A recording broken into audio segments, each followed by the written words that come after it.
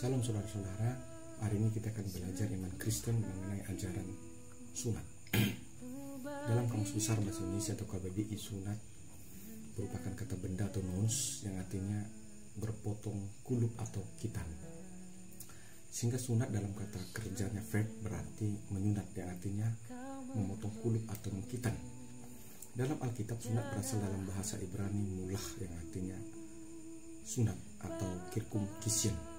Dan kata ini berasal dari kata mul yang artinya menyunat, tu kirkum kas. Dan upacara melakukan sunat itu dalam tradisi Yahudi disebut berit hamilah. Jika diterjemahkan artinya perjanjian sunat. Jadi dalam definisi Alkitab, sunat adalah memotong kulit katan dari alat kelamin pria yang dilakukan terhadap seseorang Yahudi sebagai tanda menunjukkan perjanjian Allah dan Abraham. Jika diperhatikan Alkitab dengan seksama secara khusus dalam perjanjian lama, tidak ditemukan adanya perintah sunat pada zaman Adam dan Hawa. Demikian juga tidak ditemukan perintah sunat pada zaman Kain dan Habil, anak-anak Adam. Bahkan pada zaman Kain dan keturunannya juga tidak ditemukan perintah sunat di sana. Bahkan pada zaman Nuh yang diklaim Alkitab sebagai orang yang benar, dan yang tidak bercela di hadapan Allah, di mana anak-anak Nuh yaitu Sem, Ham dan Jafet juga tidak melakukan sunat.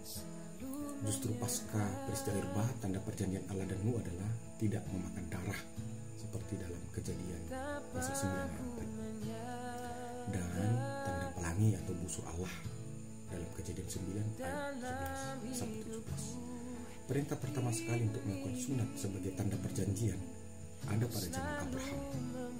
Alkitab menerangkan ketika Abraham berumur 99 tahun, maka Allah mengikat perjanjian dengan Abraham dalam hal sunat. Dan oleh karena perjanjian Allah dalam tanda sunat itulah nama Abraham diganti menjadi Abraham dalam Kejadian 17 ayat 5. Firman Tuhan kepada Abraham, inilah perjanjianku yang harus kamu pegang, perjanjian antara aku dan kamu serta keturunanmu, yaitu setiap anak laki-laki di antara kamu harus disunat. Haruslah dikerat kulit katanya, dan itulah akan menjadi tanda perjanjian aku dan kamu. Dalam Kejadian 17 ayat 10 sampai 11. Jadi terang sekali pada konteks perjanjian lama, perjanjian Allah dan umatnya diletakkan dalam daging atau tubuh manusia. Kejadian 17 ayat 13. Dan menurut Alkitab pada konteks Abraham, setiap keturunan Abraham yang tidak bersunat berarti orang itu mengingkari perjanjian Allah, dan orang itu harus dilenyapkan. Kejadian 17 ayat 14. Jadi setelah Allah memberikan perintah sunat itu, maka Abraham menyunatkan setiap anak laki-laki dalam rumah. Abraham sendiri bersunat pada umur 99 tahun, dan anaknya Ismail disunat pada umur 13 tahun. Kita lihat dalam Kejadian 17 ayat 24 sampai 25. Hanya Ishak orang pertama yang disunat pada umur 8 hari sesuai dengan ketentuan firman Tuhan dalam Kejadian 21 ayat 14. Bunyinya begini, sabda Tuhan, pada hari yang ke-8 haruslah dikerat daging kulit anak itu. Bisa juga kita lihat dalam Imamat pasal 12 ayat 3. Dalam konteks Musa, kita menerangkan bahwa seorang raja Mesir atau Firaun memerintahkan bidan-bidan Mesir untuk membunuh setiap anak laki-laki orang Ibrani yang lahir dalam Keluaran 1 ayat 16. Musa sendiri lahir dari bapak ibunya dari suku Lewi atau Ibrani dalam Keluaran 2 ayat 1. Dan Musa lahir dalam situasi di mana anak-anak bayi orang Ibrani harus dibunuh. Maka ibu Musa menyuruh anak perempuannya atau kakak Musa menghanyutkan Musa di dalam sebuah peti ditempatkan di pemandian putri Firaun di Sungai Nil dengan maksud agar diasuh oleh mereka. Dan akhirnya Musa diasuh oleh putri Firaun mulai sejak bayi dalam Keluaran 2 ayat 1-10. Jadi Musa adalah seorang Yahudi yang tidak dibesarkan sesuai adat istiadat Yahudi, sehingga Musa sendiri tidak bersunat. Tuhan Allah sempat ingin membunuh Musa karena Musa tidak bersunat. Lalu Zipora mengetahui itulah kematian itu adalah dampak dari dia tidak bersunat.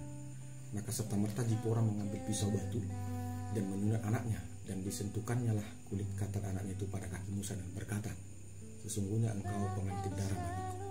Maka akhirnya itulah Tuhan itu surut dan Tuhan membiarkan Musa hidup. Dalam Keluaran 4 ayat 25 sampai 26. Artinya kelalaian akan sunat akan berisiko kematian atau maut. Jadi terang sekali Musa tidak disunat sama sekali, tapi Musa diwakili oleh sunat anaknya sendiri. Dan ketika Yesus lahir, Ayah dan ibunya mengikuti tradisi sunat tersebut, dan Yesus disunatkan pada umur 8 hari. Kita lihat dalam Lukas 2:21. Jadi sunat adalah tanda perjanjian atau covenant yang ditandai dengan darah. Karena itulah mengapa Zipora istri Musa menyebut sunat sebagai pengantin darah. Sunat menerangkan arti pemotongan atau pengeratan kulit kulum laki-laki sebagai simbol Allah memotong bangsa itu menjadi bangsa baginya yang khusus di antara bangsa-bangsa, di mana hanya bangsa yang bersunat yang mengakui ketuhanan Allah itu, sedangkan bangsa yang tidak bersunat umumnya penyembah berhala. Artinya sunat juga simbol pengakuan iman. Selain itu sunat juga sebagai simbol kebangsaan. Artinya melalui sunatlah dikenali mana bangsa yang mengenal Allah dan mana bangsa yang tidak mengenal Allah. Dan bangsa pemilik sunat itu adalah bangsa milik Allah atau umat Allah. Sunat itu menjadi tanda terhisapnya satu keturunan kepada hukum-hukum Allah atau menjadi milik Allah. Di kemudian hari, pasca kenaikan Yesus dan pencurahan Roh Kudus, atau tepatnya pada masa gereja pertama sekali berdiri dan berdinamika, gereja mendapat gempuran orang Yahudi, di mana orang Yahudi berkata bahwa keselamatan itu tidak cukup hanya percaya kepada Yesus, tetapi juga harus disunat. Sementara dasar berdirinya gereja dalam sabda Yesus adalah karena iman percaya bahwa Yesus adalah Tuhan dan Juru Selamat. Bisa kita lihat dalam Kisah Para Rasul 15 ayat 1, redaksinya begini.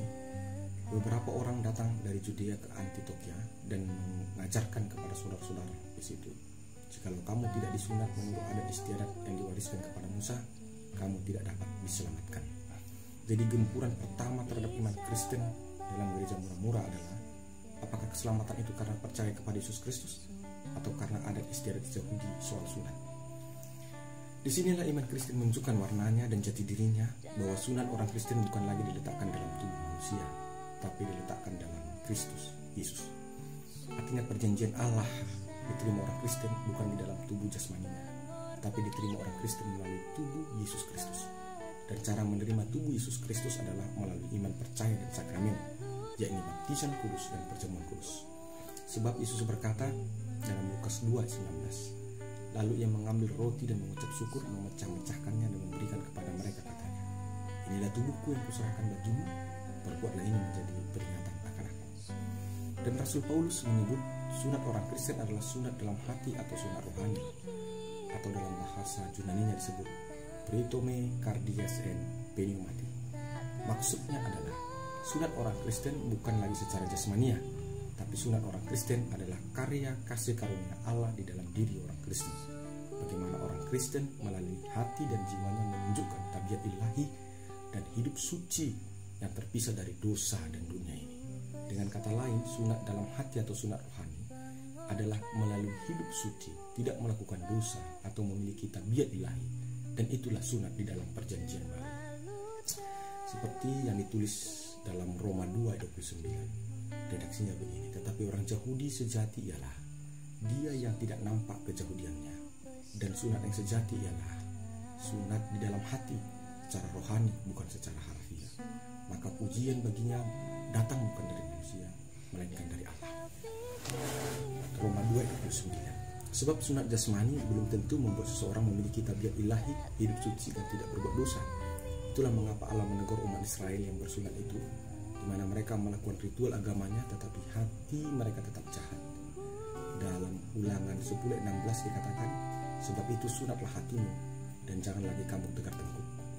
Ditambah lagi dikatakan dalam Ulangan 36, redaksinya begini, dan Tuhan Allahmu akan menyunatkan hatimu dan hati keturunanmu, sehingga engkau mengasihi Tuhan Allahmu dengan segenap hatimu dan dengan segenap jiwamu supaya engkau hidup.